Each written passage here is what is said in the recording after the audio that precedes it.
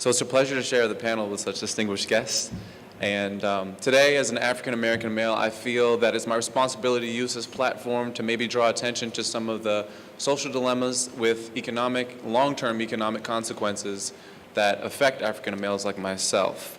So today I'm going to focus on applying a new paradigm to economic growth, what determines it, and specifically how to encourage long-term economic growth, and apply that paradigm to a particularly important social problem, which is that of the criminal justice system and the plight of incarceration of young black males in today's society. There's been an interesting shift in the way we consider long-term economic growth. The traditional concept of the relationship between inequality and growth as far as a country is concerned is that inequality is a necessary condition that somehow in different ways incentivizes people to reinvest in themselves who have less so that they can earn more and increase their productive capabilities. And in other ways that they might invest in themselves would include education. However, new studies and an interesting trend of research indicate that the relationship between long-term growth and income inequality is in fact negative, which is to say that the more income inequality exists within a country, the least likely it is to be able to sustain long-term growth, which is of particular interest to an economy right now that seems to be somewhat of a standstill.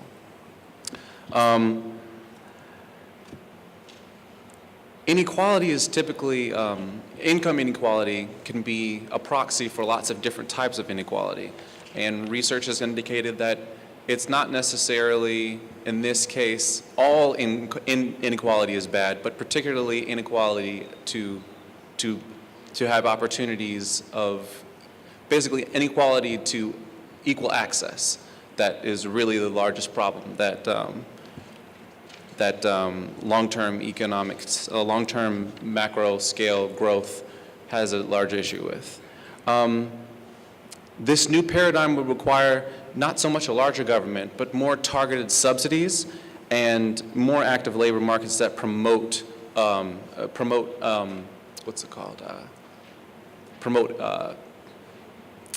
promotion. Sorry, it's a strange turn of phrase.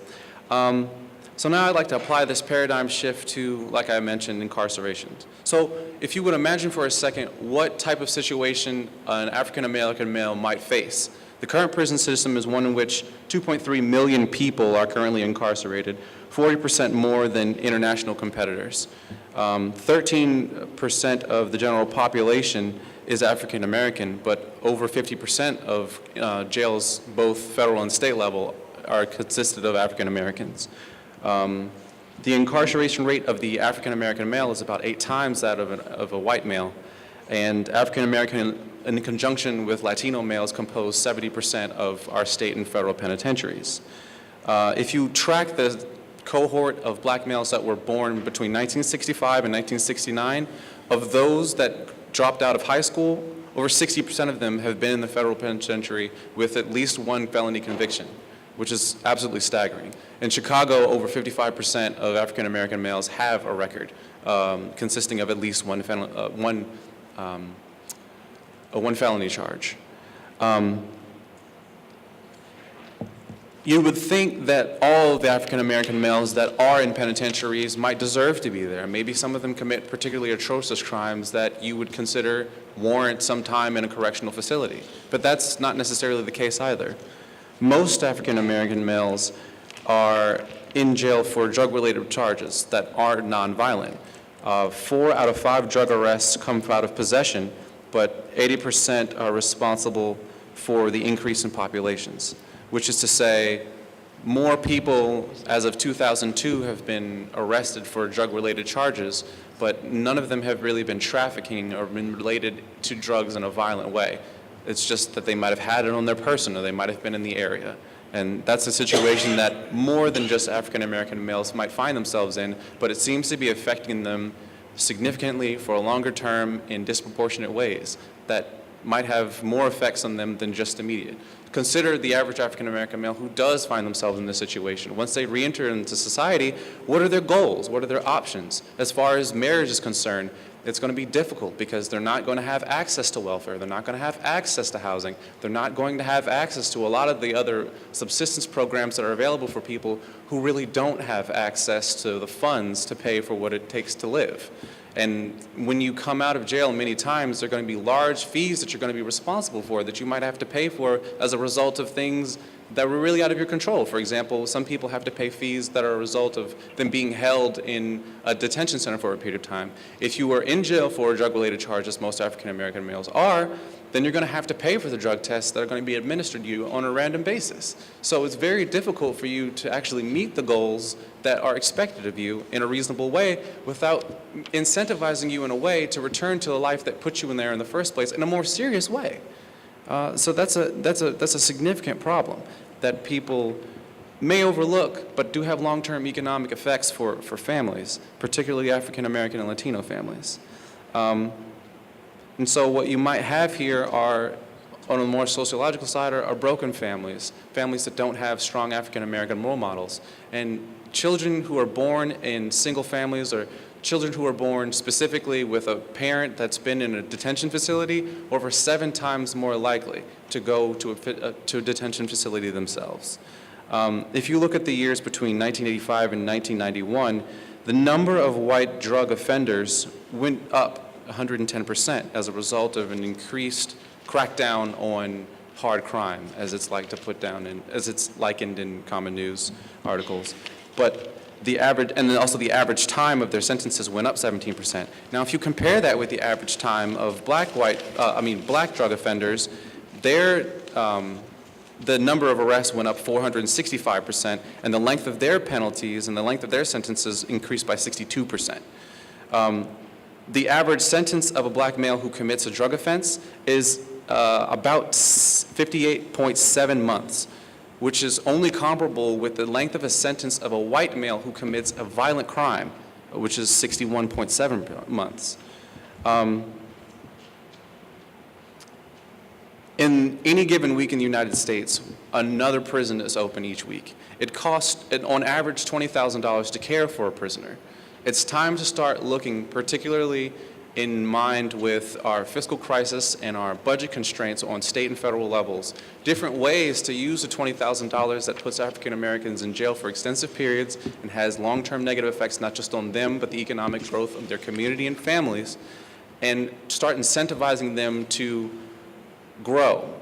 Start incentivizing them to participate in economic life in a way that minimizes the inequalities that we can measure almost in the District of Columbia just by walking down the street on a regular basis.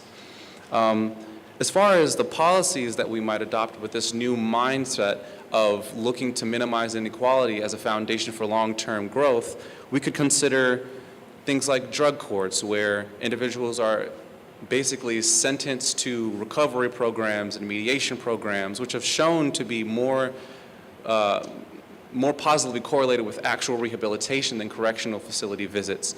And upon the successful completion of their time, then their record is clear. This would free them to live in a life that's more economically productive and to gain maybe a house and a job and just the traditional markers that accompany a life that's more productive and less associated with recidivism. Shorter sentences are other policies that we might apply for, or that we might advocate for those who have drug-related offenses. We might also, and more seriously, get rid of private prisons, which is a very large problem. And if you look at the growth of the industry, you know that in private industry, your goal is to make money. And the idea, I guess, of outsourcing prisons and prison facilities and maintenance is to allow the government to spend less money on that process. But what you're really doing is you're incentivizing large firms to adopt policies or necessarily advocate in ways that furthers their business. In this case, keeps or maintains flows of prisoners. And that's something that is really detrimental. Those companies started, there wasn't a private prison in 1980. Now there are 67 of them, and their revenues are growing, and their lobbying power is as well. So that's something to really consider when you're looking at who to vote for and which policies that you might want to adopt and what type of conversations you might want to have with your local community members. Other important things that we can start advocating for, particularly on the policy side, are looking at the 700,000 new members that were released into society and getting them in state positions where where the discrimination against hiring them for jobs, for giving them access to health care, for giving them access to counseling that they might need for their new reentrance into life, and other things that are traditionally more difficult, if not impossible, to attain if you are an ex-felon re-entering society. Make that more easy for them so that they are not forced, and that they can actually have a chance at developing with their communities and not so much separate to normal American families or typical American families.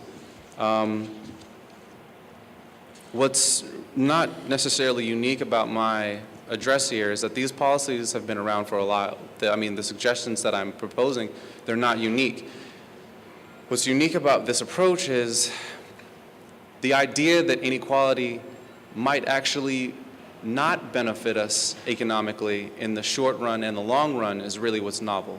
This is a more appealing, as far as the economic sense, this is a more appealing way to adopt and advocate for policies that close this inequality gap that might otherwise be seen as inefficient or altering incentives in the market that might pervert activity and might actually decrease efficiency. It's not an easy goal, but it's worth considering as we move forward.